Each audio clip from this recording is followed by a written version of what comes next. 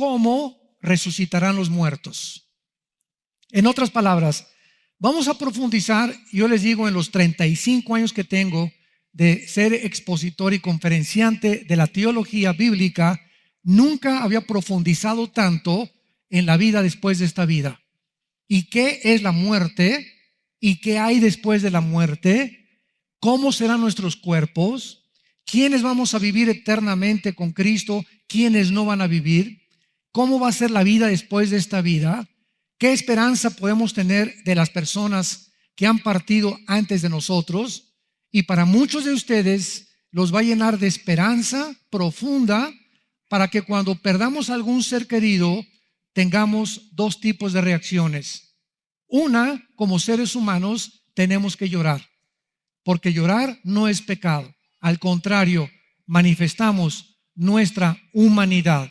Y la otra, el dolor que tenemos va a ser acompañado con muchísimo gozo al saber que la persona que perdimos y que lamentamos que no está con nosotros en este mundo, está en un mundo mucho mejor que nosotros. Y que cuando sabemos que ese mundo que todavía no conocemos es mejor que nosotros y que nos reveló Cristo en la Biblia, la pura esperanza y el conocimiento de que tu hijo, tu esposo, tu perro o lo que sea está en un lugar mucho mejor que nosotros, te da paz y te da gozo para que sigas viviendo. Pero qué triste es cuando no se sabe verdad y se guarda luto por 1, 2, 3, 4, 5 años. Esto es por la falta y la ignorancia que existe de la vida después de esta vida. Así que va a ser una conferencia, una serie maravillosa, se los garantizo, que nos va a llenar de mucho conocimiento acerca de qué hay después de esta vida. Abran sus Biblias en la primera carta a los Corintios, capítulo 15. Perdón, cuando dije tu perro, es que me adelanté. Muchas gentes me han dicho, Fido estará conmigo, hermano. Mi perrita Azucena estará conmigo en la otra vida, que se murió mi caballo, etcétera, etcétera. Lo único que les puedo adelantar es que va a haber animales. No sé si va a ser tu perro. Pero los sentimientos que vamos a tener en la otra vida, imagínense ustedes, estar en la otra vida y no poder disfrutar la otra vida porque no está Fido o Azucenita contigo, tu gatita, ¿verdad? Entonces eso no puede existir. Entonces de que va a haber animales, los va a haber porque la Biblia los muestra. Va a haber ovejas, estarán el león con la oveja y pasarán juntos. No va a haber veneno en los reptiles, etcétera, etcétera. Y va a haber otro tipo de dimensión y de naturaleza cuando Cristo establezca su reino con todos nosotros. Muy bien, en 1 Corintios capítulo 15, versículo 35 en adelante, a Pablo le hicieron una pregunta que le dio lugar a esta revelación. Pero dirá alguno, ¿cómo resucitarán los muertos? ¿Con qué cuerpo vendrán? Escuchen esto antes de seguir adelante. Es increíble que Pablo no nos dé ejemplos celestiales, pues va a ser como así, o como va a ser una física cuántica, etcétera, etcétera, sino que Pablo y Cristo usaron ejemplos terrenales. Porque es increíble que en el siglo XXI se le pueda demostrar a los ateos, escúchenme muy bien, se les pueda demostrar a los ateos que a través de la biología, a través de la física cuántica, a través de la química y de la composición molecular del ADN o del ácido desoxirribonucleico que en cada célula tenemos, se pueda demostrar ya no bíblicamente, sino biológicamente y con la física cuántica que hay vida después de la vida. Hace algún tiempo tuve un debate con un ateo, hace como 2 años o 3 años más o menos, y una de las cosas que los ateos ignoran es lo siguiente: tienes un ateo enfrente de ti y él ignora completamente la Biblia. Lo que te dice es historias, leyendas, pero ni siquiera la han leído. Y los que la han leído no la han entendido porque no tienen al Espíritu de Dios. Entonces, cuando tú tienes un debate con una persona y tú estás y conoces sus terrenos de esa persona, tienes el 85% de probabilidades de ganar ese debate, porque esa persona no conoce tus argumentos y tú conoces los argumentos que él va a sacar. Entonces, esto nos pone casi siempre del lado ganador. Como hace cientos de siglos, Blaise Pascal, el gran físico francés, astrónomo, matemático, una de las eminencias científicas más grandes de la historia, se enfrentó con un ateo. Y entonces el ateo le dijo a Blaise Pascal: mire, señor Pascal, yo no creo que no hay ni cielo ni infierno. Al morir, todos quedamos ahí en la tumba, nos convertimos al polvo y ya no hay nada después. Y Pascal le contestó: muy bien, señor ateo, si usted tiene razón, yo no pierdo nada. Pero si mi Cristo tiene razón cuando dijo que él era la resurrección de la vida, ¿qué amolada se va a llevar usted?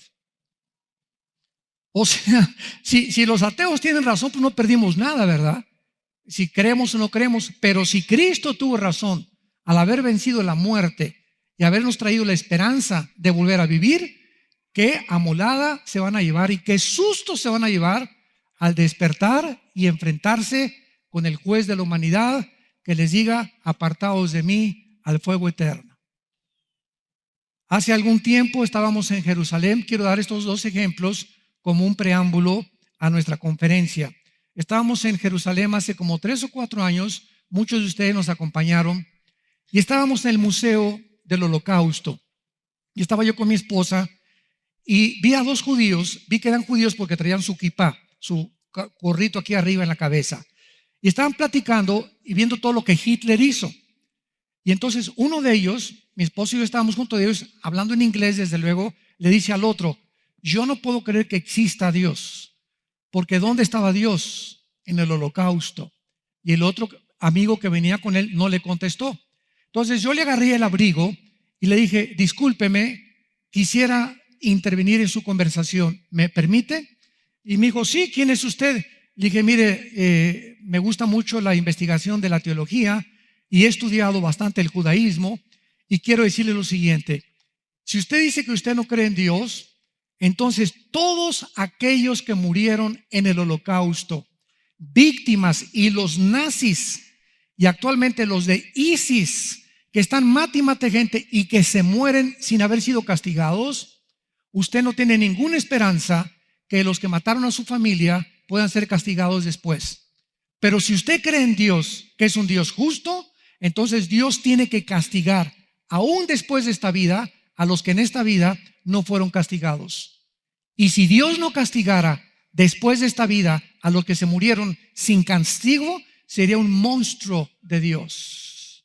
Sería un Dios sin ningún principio de ética ni de moral. Entonces él comenzó a derramar lágrimas y me dijo: quisiera creer en ese Dios. Le dije: ahí tienes la Torá, ahí tienes en el Antiguo Testamento suficientes evidencias de la resurrección de los muertos. Qué maravilloso es poder morir como Pablo. Yo sé en quién he creído y sé que es fiel para guardar mi testimonio en aquel día. Yo sé en quién he corrido la buena batalla, he echado mano de la vida eterna, por lo tal me está guardada la corona de justicia. Qué triste es morir como murió Jean-Paul Sartre, el filósofo ateo en 1960, que antes de morir, padre del existencialismo, dijo a su hija antes de morir, en su libro En la náusea y el muro, mi hija le dijo: hija, he vivido toda mi vida persiguiendo a un Dios que he proclamado que no existe. ¿Cómo es posible que yo, siendo filósofo, padre del existencialismo, haya gastado mi vida tratando de demostrar algo que no existe? Ahora me doy cuenta que ha sido una contradicción, porque encontré como un muro en mi vida donde me estrellé contra los pensamientos de Dios. O sea, antes de morir, Sartre estaba semi arrepentido y filosóficamente reconociendo que es imposible filosóficamente sostener que no hay Dios. José Stalin, el dictador de Rusia, de la Unión de Repúblicas Socialistas Soviéticas, durante años un asesino, mandó matar a su familia, etcétera, etcétera. Antes de morir se acostó y comenzó a gritar: vienen los lobos, también a sus hijos, y se levantaba. Y antes de morir levantó el puño y dijo: es que ese Dios en el que yo no he creído me está aventando ahora sus demonios, y cayó muerto. Nos damos cuenta qué diferencia de la muerte de los ateos, de la muerte de los que hemos creído en el Hijo de Dios. D.L. Moody, en la década de los 20, uno de los más grandes evangelistas en Estados Unidos. Moody, que su centro en Chicago se llama el Instituto Moody, que es el más prestigiado teológicamente. Antes de morir, se levantó de su cama y le dijo a su esposa: mi amor, aquí estoy vienen los ángeles por mí, y se acostó y durmió en paz. ¿Qué diferencia a lobos o ángeles, a demonios que vengan por ti, o a los ángeles de Dios que nos lleven a descansar eternamente con nuestro Creador? Y tú tienes esta vida y esta oportunidad de entregarle tu vida a Jesucristo y asegurarte, tal vez hoy en la noche, muchos de ustedes, Dios les ha hablado por última vez. Y Dios te ha traído esta conferencia para que comiences a preparar tu alma para encontrarte con tu Dios por toda la eternidad. Dirá alguno: ¿cómo resucitarán los muertos? ¿Con qué cuerpo vendrán? Y Pablo, vean el ejemplo que da. Necio, lo que tú siembras no se vivifica si no muere antes. Y lo que siembras no es el cuerpo que ha de salir, sino el grano desnudo, ya sea de trigo o de grano. Detengámonos. Necio, no te voy a hacer que un ángel se aparezca para demostrarte que hay vida después de la vida. Ve la misma naturaleza. Una semilla, cuando tú la siembras, tiene un cuerpo. Y esa semilla trae un código genético escondido, un software para el idioma del siglo XXI, una información codificada para que cuando tú la siembres, esa semilla ya no es el cuerpo que enterraste, sino que se rompe y ahí se encuentra un árbol. Ahí se encuentra algo que va a crecer completamente diferente al tamaño de lo que se sembró. Ahí se encuentra en cada semilla ese árbol que ves de 20, 30, 40, las palmeras. Esos árboles, ¿de dónde salieron? De algo insignificante de este tamaño, con la información para que ese árbol fuera de naranjas, el otro de uvas, el otro de mangos, de almendras, etcétera, etcétera. Pero todo, absolutamente, lo que nosotros vemos en la naturaleza es exactamente igual. Cuando nosotros nos entierran un cuerpo ya viejito, cacle, los que lleguemos a los 80, 90, no sé cuántos años nos conceda Dios, el cuerpo que se deshaga. Que te cremen, no hay ningún problema. Mateo 10, no importa lo que le hagan al cuerpo. Si te quieren enterrar y quieres hacer el mercantilismo de que te lleguen a llorar 3 o 4 días y un féretro con diamantes y con rubíes por todos lados, si eres tan tonto de hacer eso, que lo hagan. Porque es puro desperdicio, ¿verdad? Y si tú vas al entierro, no estás enterrando, escúchame muy bien, a nadie, porque él ya no está ahí. Ya no está en la caja. Desde que se muere no está en la ambulancia, ya no está en la caja. Todo eso nada más es forma del comercio en el que se ha hecho, ¿verdad? Ahora, claro que pues digo, si quieres ir al entierro no hay ningún problema, pero ya no está ahí, ya no está en el cajón. Ya no lo abraces ahí en el cajón, mijito, papá o mamá, o ya no está ahí, ya no está ahí. En el momento que morimos vamos a ver que se nos salen 2 cosas del cuerpo y el cuerpo se lo comen los gusanos, o acabas en la panza de un tiburón, o quemado, o en un temblor. Hay miles de formas en las que el cuerpo va a terminar. Pero el valor que tenemos dentro del cuerpo, que lo vamos a ver, es el espíritu y el alma. Y entonces Cristo, así como a una semilla le da un nuevo cuerpo, y así como una mariposa se injerta en un árbol, el cocuyo, y se rompe y sale una mariposa, antes no era una mariposa, tenía un cuerpo diferente, y de ese cuerpo se queda ahí en el árbol y sale la mariposa, preciosa con sus alas y con los colores, y se convierte en otro insecto completamente diferente. Así nosotros nos vamos a quedar ahí en el cajón pegados y salimos desde antes del cajón, y salimos a presentarnos con Dios. Y cuando venga la resurrección de los muertos, que vamos a estudiarlas, ¿cuántas resurrecciones hay? Hay más de 6 resurrecciones que vamos a ver. Entonces podremos decir, salimos de nuestra cárcel, porque este cuerpo es una cárcel temporal del alma y del espíritu. Y en el momento de tu muerte y el momento de mi muerte, salimos y vemos que los que se quedan, regresen por favor, quédense con nosotros, cuando están felices de la vida con sus panderos allá diciéndonos a nosotros, apúrense, Fíjate lo que es la perspectiva divina de la Biblia, ¿no? Oye, me habló el otro día una persona, oye, quiero que vengan a orar por mi mamá, estamos toda la familia desconsolada. ¿Cuántos años tiene mi mamá? Pues tiene 92 años. Y le dije, pues ya déjala que se pinte. ¿Para qué quieren? ¿Para qué quieren que siga la pobre viejita aquí en este mundo? Pues es que, pues sí, porque queremos que sigan sufriendo aquí uno con nosotros en la tierra. Ya si se la quiere llevar a los 85, 90, 95 de edad, pues, gloria a Dios, ya mamacita, qué bueno, ya te fuiste, ya. Pero es la ignorancia que tenemos de la resurrección. Queremos que se queden aquí a seguir sufriendo con nosotros. Pero cuando sabemos que han partido a un mundo mucho mejor, trae gozo, esperanza y paz a nuestras almas. Muy bien, versículo 38, versículo 37. Lo que siembras no es el cuerpo que ha de salir, lo vamos a ver más tarde con más detalles, sino el grano desnudo, ya sea de trigo o de otro grano. Pero Dios le da el cuerpo como Él quiso y a cada semilla su propio cuerpo. ¿Qué ley de la herencia y de la genética? Más de 2000 años antes de que en 1860 Gregorio Mendel descubriera las leyes de la herencia. Hasta 1860 se descubren las leyes de la herencia.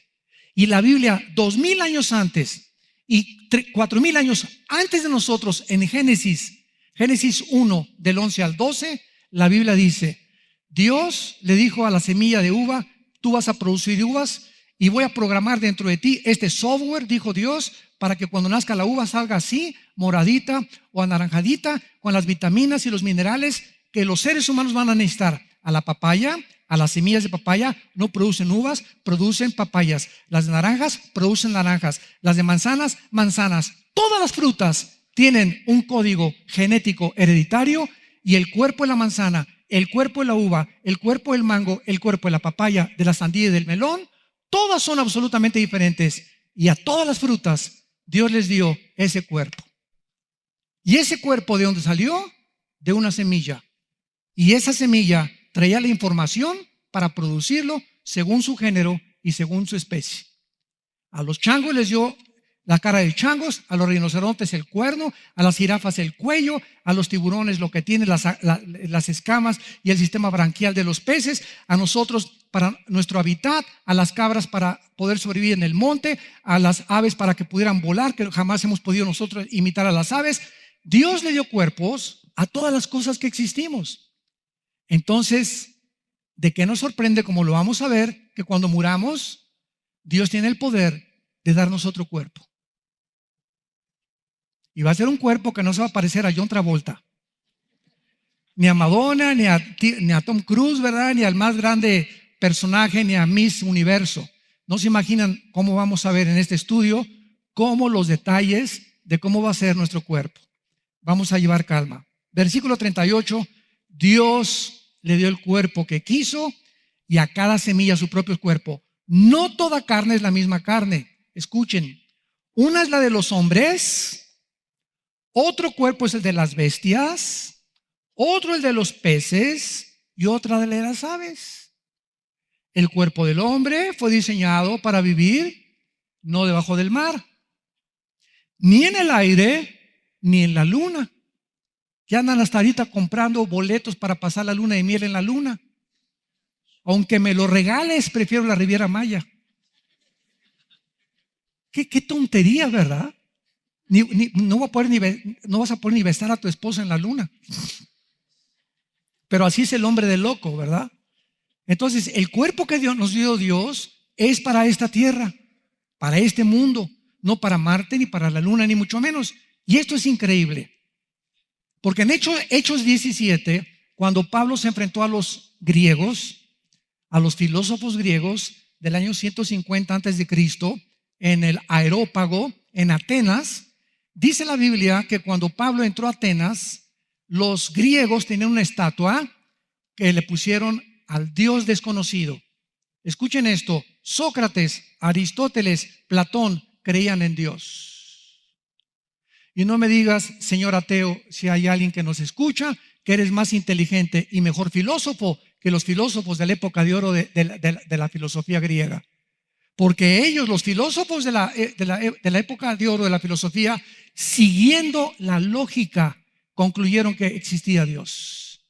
¿Qué lógica siguieron? Escuchen esto. Dijo Sócrates, pienso, luego existo, existo, luego vivo. Vivo, tiene que haber una causa. Esta causa no está en mí. Esta causa trasciende mi persona.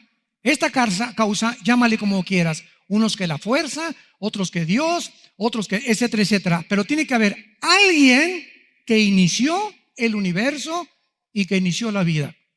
Porque si yo me enfrento a un ateo y me dice, es que yo creo en Darwin y que de la nada surgió algo, le contesto, la materia no produce el pensamiento. Jesús, María y el burrito que los acompaña. Siguiente, vamos a aceptar que la materia se produjo de una forma accidental y el pensamiento y la conciencia, ¿quién la produjo? Y si fue toda una explosión, como dicen los ateos, que así comenzó el universo, ¿quién produjo esa chispa? Porque toda causa tiene un efecto si seguimos las leyes de la física. ¿Quién produjo esa chispa? Y de la nada nunca produce nada. De la nada nunca hay nada. Entonces, esa es la razón por la cual filosóficamente el ateísmo es insostenible, tanto física como científica como filosóficamente. Pero la mayor parte de los que se proclaman ateos ni siquiera han considerado las evidencias de la Biblia.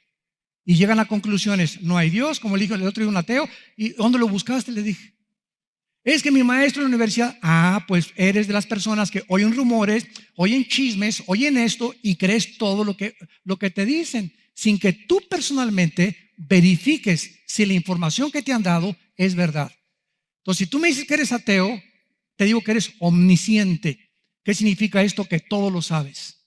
Porque al decirme no hay Dios, significa que ya conoces toda la física, toda la biología, toda la teología, toda la ciencia, toda la química, y después de conocer todo y el universo ya saliste y lo buscaste allá en las otras galaxias y regresas acá, pues no encontré a Dios. Como Gagarin, el piloto ruso, cuando lanzaron el primer satélite de los rusos, dijo, no encuentro a Dios. Y cuando regresó a la tierra le contestaron, es que Dios no está presente, Dios está en el corazón de cada persona que le ha aceptado. Y si lo quieres encontrar, lo buscarás y lo encontrarás porque lo buscarás con todo tu corazón. Entonces, Alberto Einstein, en 1944, escuchen esto, lo que dijo el científico, físico, matemático, considerado el más grande, con el coeficiente intelectual más grande del siglo XX. Einstein dijo, la conquista del espacio es imposible. Se lo dijo al presidente Roosevelt de Estados Unidos. El presidente Roosevelt le preguntó y le dijo, ¿por qué? Y Einstein contestó, por la velocidad y por el tiempo. Y entonces escribió su fórmula E igual a mc al cuadrado. La energía es igual a la masa multiplicada al cuadrado por el tiempo, determinando que el tiempo no existe, que el tiempo es relativo.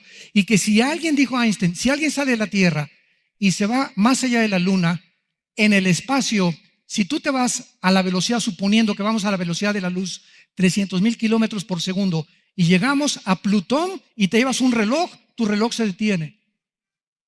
Tu reloj se detiene inmediatamente, no porque se descomponga, sino porque el tiempo dejó de transcurrir. Esto es impresionante físicamente. Entonces, aunque vayamos a la velocidad de la luz, no llegaríamos ni a Marte, porque cuando regresáramos, aquí pasaron 20 años, ya pasaron 5 años. Tu esposa sería una viejita y tú seguirías teniendo 30 años de edad. Y en segundo lugar, la velocidad. Ninguna nave, por más rápido que vaya, se desharía, porque se desintegraría al salir y al regresar a la atmósfera terrestre. Y eso fue hace más de 65 años cuando Einstein proclamó esto.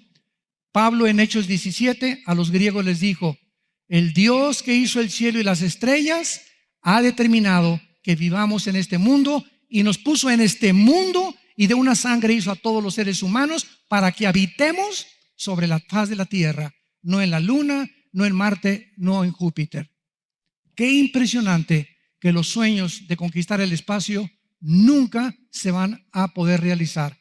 El otro día que fui a ver la película La Guerra de las Galaxias, la última, salí pensando y le dije a mi esposa, esta película solo me dice algo, aunque llegáramos a, existiendo la posibilidad de que llegáramos a conquistar como la Guerra de las Galaxias, mundo contra mundo, universo contra universo, siempre veremos la lucha entre el bien y entre el mal. ¿Qué es la Guerra de las Galaxias? Los malos contra los buenos. Siempre en todo lo que tú veas. Galaxias ocupadas por extraterrestres contra unos que se rebelan y siempre encontramos este conflicto. Y si es así, la muerte de Cristo fue un desperdicio, porque tendría que morir Cristo por otras personas que murieron en otros universos. Jesús, María y José. Versículo 40. Y hay cuerpos celestiales, los ángeles. ¿Cómo son los cuerpos de los ángeles? La Biblia nos los dice. Cuando Cristo resucita, ¿qué cuerpo tenía Jesús? Era un cuerpo que estaban todos los discípulos juntos orando y Tomás, no, a mí no me vengan con que Nostradamus y que Walter Mercado y que a mí no me vengan con cosas de, yo hasta que no vea a Cristo y mis dedos los ponga en sus manos y meta mis manos en el costado donde la lanza del centurión lo atravesó de lado a lado y salió, dice el apóstol Juan, una gota de sangre mezclada con agua, hasta que yo no haga esto, no creeré que Él resucitó. Y en eso Cristo entra al cuarto que tenían como con 5 llaves, porque estaban asustadísimos que los romanos pudieran continuar con esta persecución para crucificarlos a ellos, y Cristo atraviesa las paredes. Y ven el fenómeno que sucedió. Cristo se aparece y le dice, Tommy boy, come here, ven para acá, Tommy. Y llega Tomás y le dice Cristo, pon tus manos en mis manos. Y miren lo que pasa. Tomás se acerca y pone las manos en las manos con el hoyo que Cristo mantenía de los clavos. Pero lo interesante es que cuando Tomás toca la mano, toca algo sólido. No hace esto. Toca algo sólido. Y cuando mete la mano en el costado, toca algo sólido. ¿De qué nos habla este fenómeno? Que el nuevo cuerpo de Cristo, igual al que tienen los ángeles, puede materializarse y desmaterializarse a voluntad. Ahorita, ¿por qué no puedo hacerle yo a este púlpito ¡tas! Y que atraviese mi mano? Porque la composición atómica que compone esta madera es más gruesa que los átomos que componen mi mano. Y ahora las partículas más microscópicas que los físicos, los cuarzos que han descubierto los mismos físicos, están determinando que no existe la materia, porque aún en las cosas más pequeñas hay espacio, y que el espacio que conocemos como el espacio está lleno de millones de partículas que no conocemos y que las conocemos simplemente por el reflejo de la luz. Es como los lentes Polaroid. No sé cuántos de ustedes han probado los lentes Polaroid. Vas a un estudio oftalmológico de lentes y te dice la persona que te los vende, estos lentes Ray-Ban son Polaroid, estos no son Polaroid. Ah, caray, ¿y cuál es la diferencia? Entonces te ponen una hoja a colores y te ponen los Polaroid y ves los colores, y sin los Polaroid no los ves, porque el material con el que componen el espejo de los lentes hace posible que puedas ver las cosas diferente o con más claridad. Así es exactamente en el mundo espiritual también. Entonces los cuerpos de los ángeles, el cuerpo de Cristo se pudo atravesar las paredes. La composición química del cuerpo de Cristo ya no estaba sujeta a las leyes físicas y a las 4 dimensiones en que vivimos. Todos sabemos que vivimos en 4 dimensiones, ¿verdad? Alto, bajo, ancho, y la 4ª dimensión la descubrió Einstein, el tiempo. Pero hay otra dimensión espiritual, la 5ª dimensión espiritual, que es donde están nuestros pensamientos. Nuestros pensamientos no forman parte del cerebro. El cerebro es como un robot. El cerebro no produce los pensamientos. Los pensamientos trascienden la materia que está componiendo mi cerebro. Los pensamientos están ubicados en otro mundo, en el mundo espiritual. Y Dios conoce cuando estamos orando lo que estamos orando. Los demonios saben muchas veces lo que estamos pensando porque no ven en el cerebro. El pensamiento trasciende el mundo espiritual. Y cuando oramos, algo rompe las 4 dimensiones, entra a la eternidad y alcanza el trono de Dios. Orar sin cesar. Porque es cuando tú puedes vencer los poderes del mal. Gracias a Dios.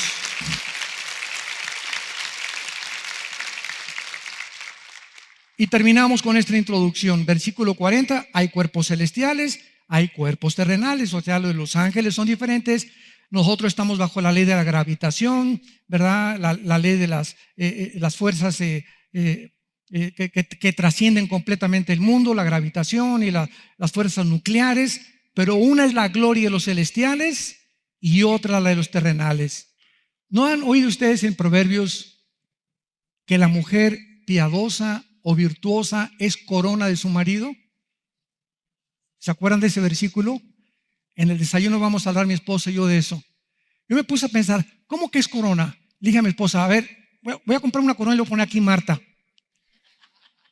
No, lo que significa es lo siguiente, que una esposa virtuosa hace a su marido el rey. Vámonos. Es corona de su marido, lo entendí. Eso significa que una mujer de Dios corona a su marido y lo hace un rey. Tú eres el que mandas, mi amor. A ti Dios te dio la responsabilidad de ser el jefe de la casa, el sacerdote nosotros. Yo me someto a ti, no porque lo merezcas ni por la cara de gallo que tengas, sino simplemente porque quiero obedecer al que está arriba de ti y arriba de mí. Y cuando la mujer hace a su marido rey, es lógico que un marido entendido haga a su mujer reina.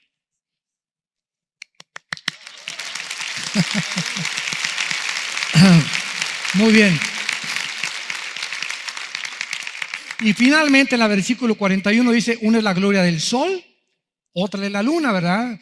El sol lo vemos espectacular, unas puestas de sol impresionantes que manifiesta. Y la luna, y nomás de vez en cuando su brillito, ¿verdad? Se ve bonita cuando está llena y se ve así nomás como una aureola de luz alrededor de la luna y todo lo demás es oscuridad, ¿verdad? No se compara la luna con el sol. Y hay estrellas mucho más brillosas que otras brillosas. Nos lleva Dios al universo. Y las estrellas también, una tiene una gloria y otra gloria. Así también en la resurrección de los muertos. ¿Qué nos está diciendo el Espíritu Santo? Que cuando resucitemos, Pancho va a brillar más que Carlos. Anita va a brillar más que Anastasia.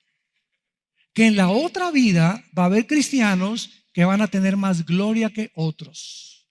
Estaremos todos con Cristo, pero así como Cristo nos está mostrando que hay soles y que hay estrellas, hay cristianos que se santificaron más y que fueron más fieles durante el corto tiempo que tenemos aquí de vida que otros cristianos. Ellos, Dios sería injusto de pagarnos a todos igual. En la resurrección de los muertos, unos brillarán más que otros, como lo vamos a ver a continuación. Así en la resurrección de los muertos, se siembra en corrupción, resucitará en corrupción. Vayamos rápidamente a Daniel capítulo 12, para todo respaldarlo con la Biblia, versículo 2. Dice el Espíritu Santo, hablando de la resurrección de los judíos antes de Cristo. Vamos a verlo más tarde esto. Daniel 12, versículo 2. Y muchos, no todos, noten esto, ¿verdad? Vamos a ver que la resurrección no va a ser igual. Va a haber diferentes resurrecciones en diferentes tiempos. Lo vamos a ver ahorita. Muchos de los que duermen en el polvo serán despertados. Unos para vida eterna y otros ¿para qué? Para vergüenza y confusión perpetua.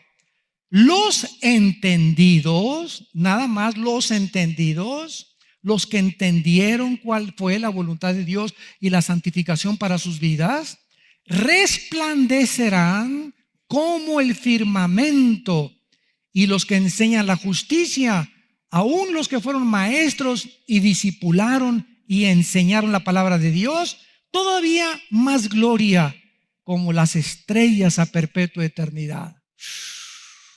¿Ven los diferentes tipos de brillo y de gloria que va a haber en la resurrección de los muertos? Por lo cual dice la Biblia: estad firmes y constantes, sabiendo que vuestro trabajo en el Señor no es en vano. 1 Corintios capítulo 15. Estén firmes y constantes, perseveren, no pierdan vuestro galardón. Muy bien. Vamos pues a comenzar el estudio. Esto fue la introducción. Y vamos a iniciar en 1 Corintios 15, versículo 20 al 23. ¿Cuándo o cómo resucitarán los muertos?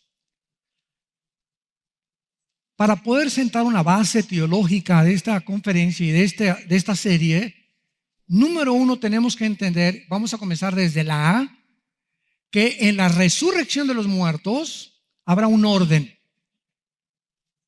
Porque Dios es un Dios de orden. Antes de que nosotros fuéramos cristianos, vean ustedes la diferencia. ¿Qué era el orden que teníamos? Mi prioridad era, y casi la de todos, mi trabajo. No, si yo tengo 2 trabajos y hasta el domingo trabajo y hasta las vacaciones trabajo, yo soy un hombre, ¿verdad? Etcétera, etcétera. En segundo lugar, mis amigos. En tercer lugar, mi esposa. En cuarto lugar, mis hijos. Y en quinto lugar, la iglesia y Dios. Ese era el orden que teníamos, desgraciadamente. Y cuando venimos a Cristo, lo primero que Dios trata de establecer en los seres humanos, que nos hemos sometido a su guía y a su dirección, es que Dios me dice: Armando, desde aquí en adelante, desde que entres a esta escuela, te voy a comenzar a entrenar y tú ya no vas a hacer lo que tú quieras. Te voy a dar el secreto para que siempre te vaya bien, como mi hijo y como mi hija que son. Si tú me buscas primero, buscar primeramente el reino de Dios y justicia. Si tú me buscas en las mañanas, a mí primero. Si tú te levantas y estableces un orden, y escuchen, para establecer un orden necesitamos disciplina, ¿verdad? Sin disciplina no establecemos ningún orden. Si te levantas a la hora que quieres, eres una persona indisciplinada, nunca alcanzarás nada. Entonces, si tú te disciplinas y diario te levantas y me pones a mí en primer lugar, y antes de acostarte lees la palabra de Dios y tratas de memorizar lo más que puedas de mi palabra, todas las cosas de tu vida, la escuela de tus hijos, tus vacaciones, tu trabajo, tu salud, déjamelo bajo mi responsabilidad. Es Dios el que está hablando y Dios no puede mentir.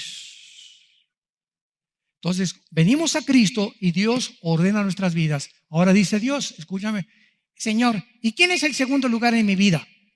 Ok, Armando, después de que me pongas a mí en primer lugar, tu segunda prioridad es tu esposa.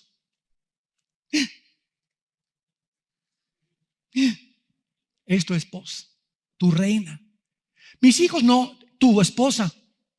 Mis hijos los quiero más, pues cambia la prioridad. Yo soy el que pongo el orden. Si tú pones a tu esposa como segunda prioridad antes que el ministerio, antes que tus viajes, antes que tu trabajo, antes que cualquier cosa, tu esposa tiene la prioridad, estás comenzando a ordenar tu vida. En tercer lugar, mi trabajo, tus hijos en tercer lugar. Si tienes hijos varones, hazlos tus amigos. Vete al cine con tu hijo, vete de vacaciones con tu hijo cuando puedas, vete a pasear con tu hijo, vete a jugar boliche, tú y tu hijo. Mi esposa no, hay otras ocasiones de tu esposa. Y en mis hermanitas, tú y tu hijo nada más, tu hijo varón. Porque los varones necesitan identificarse con un símbolo masculino. Porque así nacimos los varones. Esta es la gravedad de los matrimonios gays, de nacer con puros hombres o de que sean criados por puras mujeres. Es la mentira satánica más grande que el infierno ha propagado en el mundo moderno. la redefinición de los establecimientos colocados por Dios en la familia y en el matrimonio. Los hijos en tercer lugar. Si tienes hijas, que tus hijas sean tus mejores amigas. Escuchen esto, cuando nosotros como padres logramos que nuestros hijos sean nuestros amigos y yo logre que mi hijo comience a confiarme sus secretos y abra su corazón y me diga, papá, me pasó esto, me pasó aquello, ya la hicimos como padres. Cuando tus hijas sean tus amigas y te lleguen a confiar sus vidas porque tienen la confianza de identificarse contigo como madre, ya la hiciste como mamá. ¿Y de dónde buscamos esta confianza? Teniendo tiempo para pasar con ellos. Si tú no tienes tiempo para pasar con tus hijas y con tus hijos, ni ir al boliche con tu hijo, ni al cine con tu hijo, ni a Chapultepec con tu hijo, ni llevártelo de vez en cuando y en la noche meterte a su cuarto, hijo, ¿cómo te fue? Te sientas con él, ábreme tu corazón. Nuestros hijos nos ven a los ojos. Yo le digo a mi hijo Caleb, ¿verdad? ¿Cómo te fue, Caleb? Bien, papá. A ver, mírame a los ojos. No, tienes tu mirada caída, hijo. No, papá, no me engañes. Dime qué te pasa. Soy tu mejor amigo. Confía en mí. Y comienzan a reaccionar los hijos como diciendo, ¿de veras? Claro que sí, y no me asusto de nada de lo que me vais a decir. Para eso soy tu padre y soy tu hijo. Y estoy para ayudarte. Y si has caído en un problema y tienes un problema o lo que sea, para eso estoy, hijo. Nunca te voy a dejar, nunca te voy a desamparar. No importa lo que hagas, que te metan a la cárcel, que caigas en drogas, que caigas en alcohol, siempre serán nuestros hijos. Siempre. No estaremos de acuerdo en lo que hacen, pero jamás los podemos abandonar. Cuando hagamos eso, Dios nos bendice. El hijo pródigo, ¿se acuerdan? Papá, ahí nos vemos, viejo. Échame la lana, los dulces, el camarón. Me voy. Aquí está, hijo, ahí está tu herencia. Y allá se fue el hijo, nunca lo dejó de amar.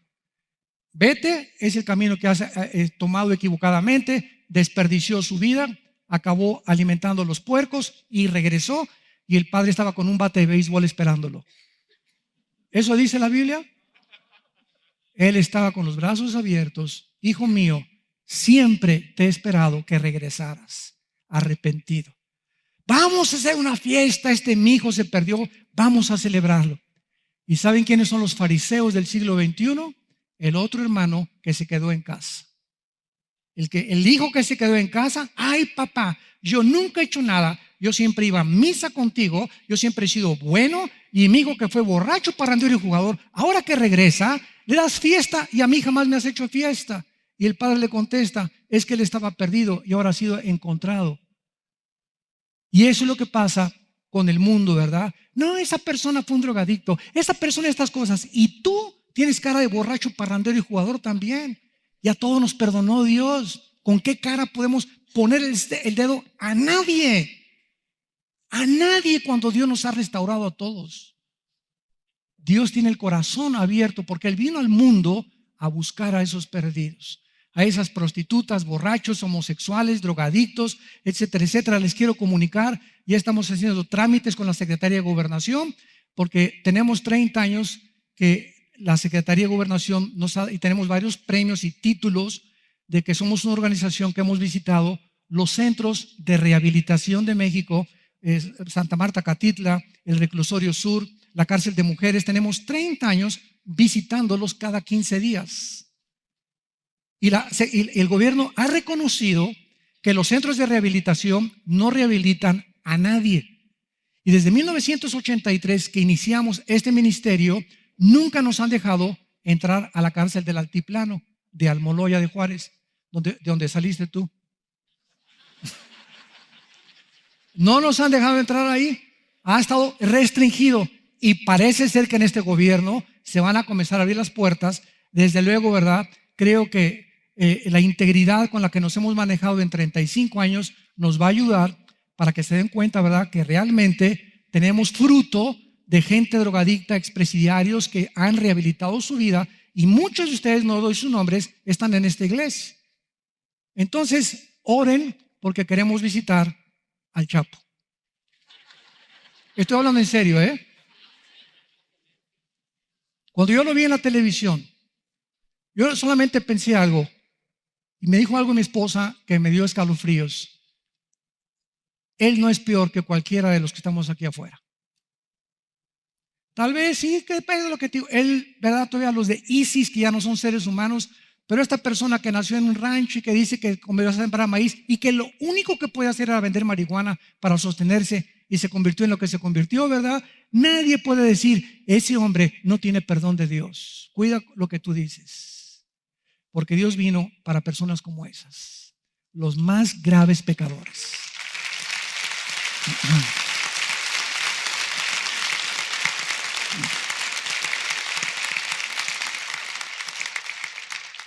Corintios 15, del 20 al 23. Mas ahora Cristo ha resucitado de los muertos, primicias, o sea, primicia significa los primeros frutos. Cristo es el primer fruto de los que durmieron es hecho. Nos detenemos ahí. Cristo es la primera persona en la historia que ha muerto y ha resucitado para no volver a morir. En el Antiguo Testamento hubo resurrecciones, pero volvieron a morir. Lázaro lo resucitó Cristo, Juan capítulo 11, pero volvió a morir Lázaro. Eran ejemplos nada más. Pero Cristo es las primicias, es el primer fruto, el único hombre desde Adán hasta nuestros días que resucitó de los muertos y no pudo volver a morir porque venció la muerte con su sangre. Se acabó y rompió la maldición de la muerte para con todos nosotros. Versículo 21. Porque cuanto la muerte entró por un hombre la resurrección de los muertos. Porque así como en Adán todos mueren, en Cristo todos serán vivificados. Pero cada uno en su debido orden. Número 1 fue Cristo. Él fue las primicias. Luego, nosotros, los que somos de Cristo, síganme con cuidado. Los que somos de Cristo desde Pentecostés. Antes de Pentecostés, nadie de los santos del Antiguo Testamento estaba en Cristo. Al venir el Espíritu Santo en Pentecostés, somos bautizados. Esto es lo que se llama el bautismo del Espíritu Santo. El Espíritu, Romanos capítulo 6, nos funde, nos amalgama en la persona de Cristo. Dice Efesios 5, somos partes de sus huesos y de su carne. Esto es un misterio que se llama el misterio de la iglesia. Cuando tú recibes a Cristo y te haces cristiano, entras a formar parte no de un edificio, no de una organización, no de una denominación. Todo esto es externo, sino de algo místico, invisible, que es el cuerpo de Cristo. Somos la iglesia. Y desde ese momento, desde Pentecostés hasta el arrebatamiento, nada más cuando venga el rapto, nada más la iglesia se va en el arrebatamiento. Y todos los santos de Adán hasta Pentecostés resucitarán, lo vamos a ver, hasta la segunda venida de Jesucristo. Vamos a ver este orden de las resurrecciones. Entonces tienes que estar en Cristo, en su cuerpo, amalgamado, bautizado por el Espíritu Santo, unido con Él, para que cuando Él venga, solamente su iglesia se vaya con Él en el arrebatamiento de la iglesia. Van a pasar 7 años, va a haber judíos convertidos, gentiles convertidos, y al final, cuando Él venga, habrá otra resurrección, como lo vamos a ver hoy o en la próxima conferencia. Entonces, los que estamos en Cristo somos los siguientes. Si alguien me pregunta, ¿qué profecía podría usted darnos que está por cumplirse? Inmediatamente les contesto, el rapto de la iglesia.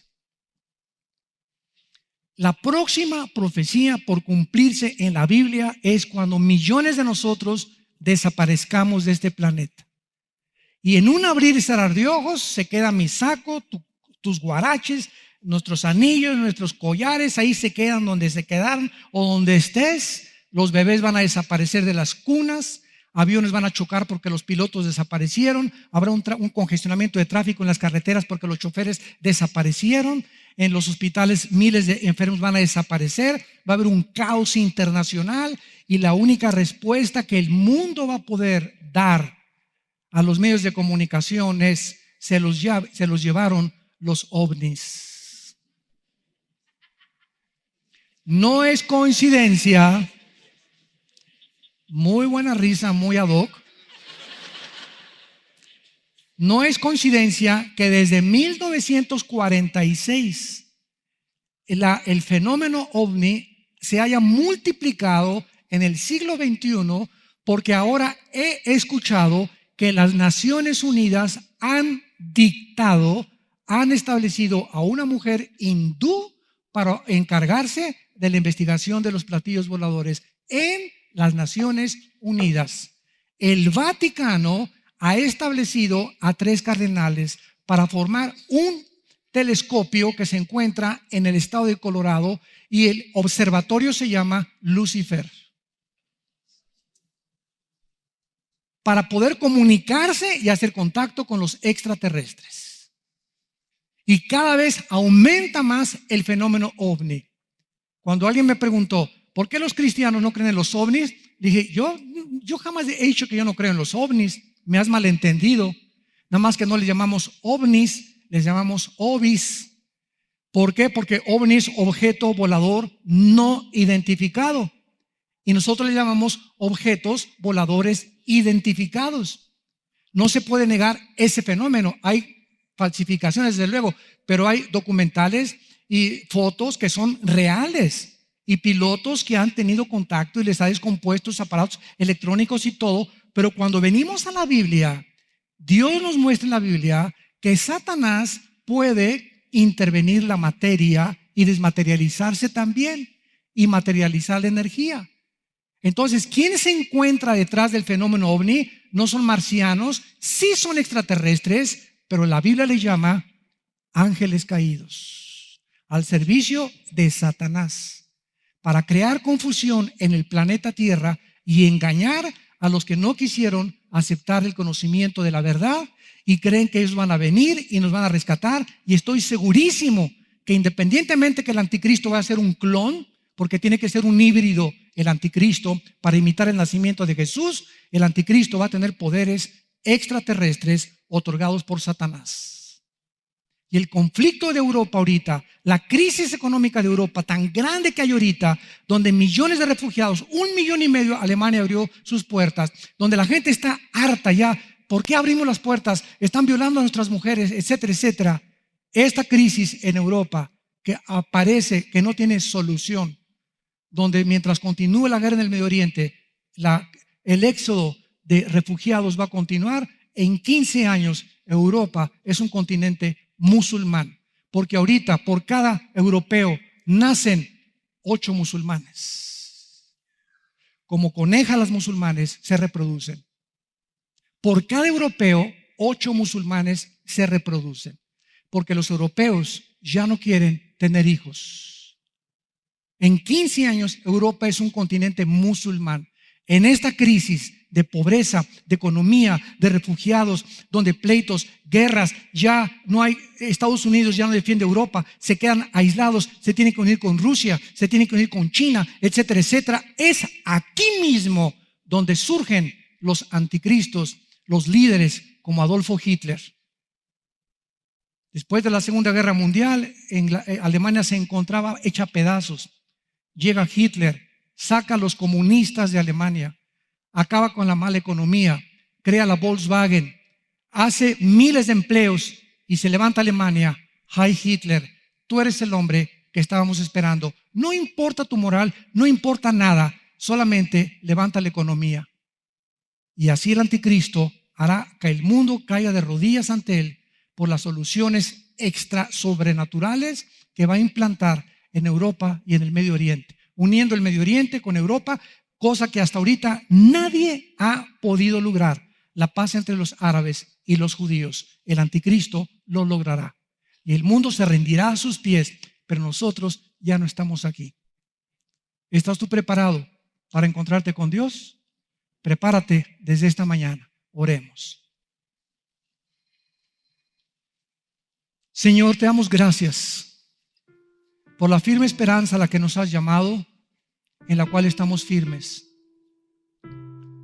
Bendito sea el Dios y Padre de nuestro Señor Jesucristo, que nos hizo renacer para una esperanza viva por medio de la resurrección de Jesucristo de entre los muertos, para una herencia incorruptible, inmarcesible, reservada para nosotros en los cielos, que somos guardados por el poder de Dios, habiendo huido del mundo por la corrupción que hay en el mundo, para que podamos vivir para aquel que nos dice en esta mañana: ciñan los lomos de vuestra inteligencia y sean santos como yo soy santo, dice el Señor. Y si invocáis por nombre a aquel que sin acepción de personas juzga a cada quien según sus obras, camina en esta vida con el temor de Dios, sabiendo que Dios pagará a cada uno de nosotros conforme a lo que pensemos y hagamos o dejemos de hacer, porque Él conoce y prueba los corazones. Te damos gracias, Jesús, por haber dado tu vida en una cruz en nuestro lugar. Te bendecimos, Jesús, porque eres nuestra esperanza viva, y por el hecho de que si tú vives, nosotros también viviremos contigo y reinaremos contigo. En esta mañana hay muchos de ustedes que nos ven por la televisión y a través de las redes sociales. Les invitamos a que vengan a la cruz. No te invito a ninguna religión, a ninguna ideología terrenal o mundana. Te invito a que vengas a conocer de una forma personal y relacionarte con alguien que hace 2000 años venció la muerte y que se llama Jesucristo. Ven a Jesús, ven a la cruz y dile estas palabras con todo tu corazón: Señor mío y Dios mío, perdona mi vida pasada, perdona mis pecados, porque creo que en esa cruz tú diste tu vida en mi lugar, y con tu sangre preciosa en este instante me limpias de todas mis maldades. Te invito como mi Señor y mi Salvador. Creo que a los 3 días te levantaste de la tumba, venciste la muerte para decirme que si yo creo en ti, viviré contigo eternamente también. Te doy gracias por este perdón y el poder del Espíritu Santo que me das para vivir ahora una vida de victoria en victoria, en el nombre de tu Hijo Jesucristo, mi Señor y mi Salvador. Amén.